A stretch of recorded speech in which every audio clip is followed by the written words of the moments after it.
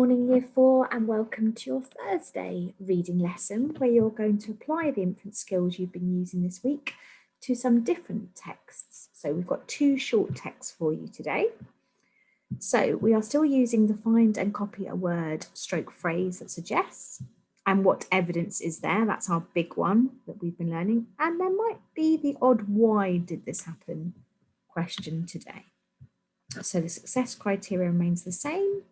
Underline key information or point to it, combine own knowledge and the clues given in the text, and use evidence from the text in your answer. Okay. Right, just to begin, just to make sure we can explain what inference means, if you see someone with a cast on their leg, can you infer that? So which one of these can you infer? Can you infer they will have a cast on their arm too? They broke their leg. They injured themselves playing sport. They must wear the cast for 6 months. So which one of these can you definitely infer from seeing this? Okay, so if you see someone with a cast on their leg, it's fairly safe to say, or it's very safe to say, that they've broken their leg. So that's the one you can infer. Okay, you don't know if they've got a cast on their arm too, unless you saw it, but we're only talking about seeing their leg at the moment. You could have a clue. It could have been sport, and they may have done. They may have broken their leg in sport, but you don't know that just from seeing. And you don't know they have to wear it for 6 months. It's possible you have information, so things you already know would tell you they might need to have it for 6 months, but you don't know because it could be a minor break. Okay, so we're thinking, and the reason for doing this is really thinking that when you're reading these texts, have you got the evidence? What do you definitely know from what's in the text? And what are you guessing? What's the difference, okay? So we have two short texts today, and the first one is called Feeding the Animals, keeping to our animal theme. So by the time Ali and Josie had reached the edge of the field, the animals were already pressed hard up against the gate. The children had watched them gallop from the far edge of the meadow. It was obvious they were expecting a treat. Ali reached into his bag and brought out 3 orange carrots. "Mind your fingers when you feed them," he warned Josie. She took the smallest of the vegetables and with a deep breath reached up and offered the treat to the biggest of the snorting animals. Ali kept a caring eye on her as she laid her palm flat, while giant teeth delicately and carefully took the treat from her hand. "That's it, well done. Now count your fingers just to be sure he hasn't eaten one," he said in a teasing but caring way. He quietly laughed to himself as Josie did just as he had suggested.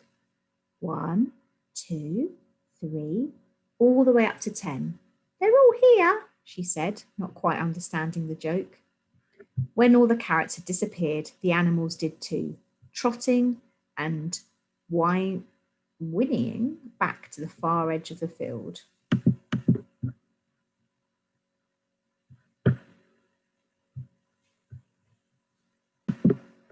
I just had to go and look up whinnying. Apparently it's the sound that the horse makes, similar to the neigh. That's interesting. I've learned something new. Right, questions. What are the animals referred to in the text? What is your evidence for this? Have I just accidentally told you the answer there? I think I might have done. Apologies for that, but if you were listening, you will know the answer. What words has the writer used which led you to this conclusion? Okay, so let's answer this question first, as I've just given you the answer if you were listening to. So it was horses, and the evidence would be feeding them carrots, and this sound here, and the noise, the trotting and the whinnying. That would be the words. So what words has the writer used? So you can say that that means neighing by horses, and the trotting is what horses do as well. Okay, question 2. What do you think is the relationship between Ali and Josie? Who do you think is the eldest? What is your evidence for this? Question 3. Why do you think the largest animal was fed first? Okay, so pause the video and write down your answers for the questions. Right, and here are, so we've been through that one. Horses, they're like carrots. The girl has to reach up to feed them. They have large teeth. Oh, we didn't say that. They have large teeth. And then the words gallop, snorting, trotting, and the whinnying. Answer here, they're brother and sister. Ali is the eldest because of the way he speaks to his sister. And it says, what is your evidence for this? His caring attitude and loving, teasing manner. Why do you think the largest animal was fed first? Well, it doesn't really tell us. This is where I was going back to, sometimes there are clues, but you don't know for sure. But you can make a good informed guess that it's to avoid squabbles between the horses. Okay. Right, the next one, not about horses anymore, about a little girl called Evie, and she's having a day out with her granddad. When I was your age, I had a sticking plaster on my knees every week, said Grandad to Evie as she tried desperately to fight back tears looking at the graze on her leg from where she had fallen. The slides were steeper and higher, the floor was concrete, not wood shavings, and the swings weren't made of rubber. They were solid, heavy wood, continued Grandad. None of Grandad's words were of much comfort to Evie as she began to see little dribbles of blood start to appear. Now stop your fussing, dry your tears and be brave. It's a scratch, a tiny scratch at that, no harm done. That little scratch is nothing. Let's get you back on the slide. In fact, let's get you on that bigger one.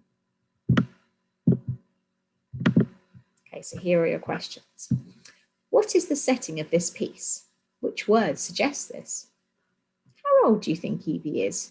What makes you reach this conclusion? Grandad mentions differences between playgrounds in his times and Evie's. What are they?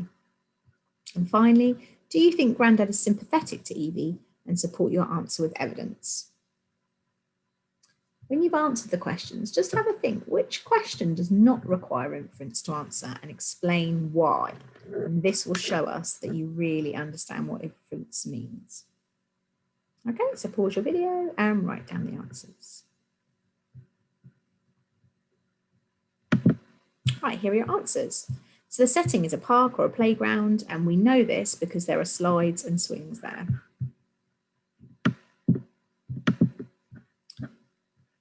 You could also add, slides and swings could be in a home, but the fact that she says a day out with Grandad shows that she's gone out somewhere. So we can say park and playground. How old do you think Evie is? Well, we'd say she's between 4 and 8. Again, this is not 100%, but it says she cries when she has grazed her knee. So we've got some evidence that it's more likely to be a younger child, perhaps even younger than that. But I'll be honest, it doesn't mean that an older child would never cry. But we can take a good informed guess with this evidence. Grandad mentions different playgrounds in his times. So here, the slides were steeper and higher, the floor was concrete, the swings were made of heavy wood. Do you think Grandad is sympathetic to Evie? Support your answer. Oh, I did type up an answer for that. Right, it is not here. Let me see if I can just find what I said, otherwise I'll explain it to you. I realise I put it on this page. So I said, he may be in his own way as he is trying to get her not to worry. And the things that tell us that are things like when he says, dry your tears and be brave. It's a scratch, a tiny scratch, and that no harm done. So he's trying to take her mind off it. And here he says, let's get you on that bigger one. So again, showing her there's nothing to worry about. So you could argue he is being sympathetic. However, specifically in the text, it does say he's not very sympathetic. And the evidence for that is because it says Grandad's words were not of much comfort to Evie. So we could say that she interpreted that Grandad was not being sympathetic, although I think I found evidence to say actually he probably is in his own way. Okay, so which question do you think did not require inference?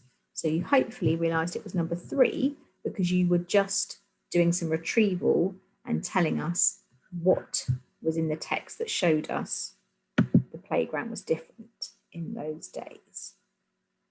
Okay, so up here, slides were steeper, the floor was concrete. The way you could say it was inference is because he doesn't specifically say, in my day it was different. So I suppose you have to infer that is what he's talking about. Okay, that's the only thing. But it's almost a retrieval question because you don't really have to explain anything.